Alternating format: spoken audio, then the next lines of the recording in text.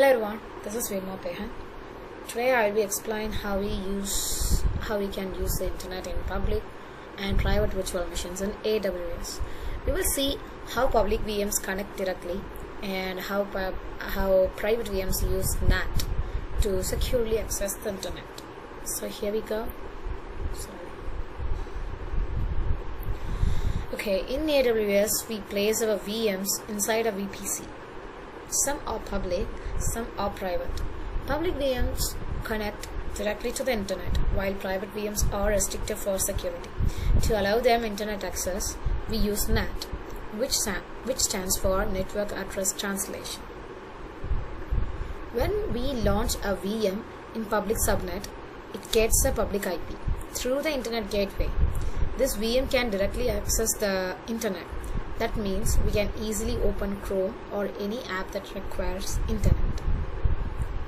So the private VMs, on the other hand, do not have public IPs. They cannot directly reach the internet.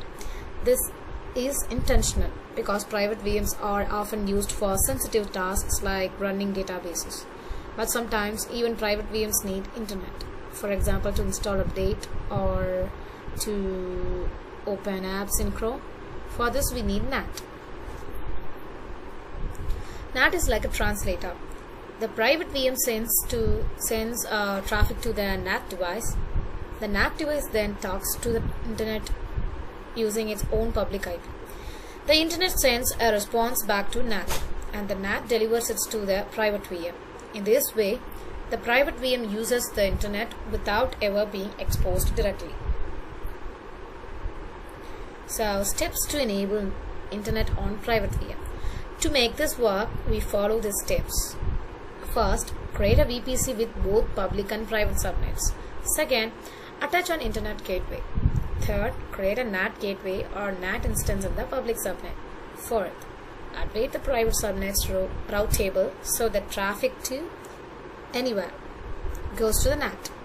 Now, when we open Chrome in a private VM, it connects to the internet through NAT. So, this shows the setup. The public subnet has a VM and the NAT gateway. The private subnet has a VM without a public IP. The internet gateway connects the VPC to the internet. Public subnet routes directly to the internet gateway, while private subnet routes to NAT to reach the IGW.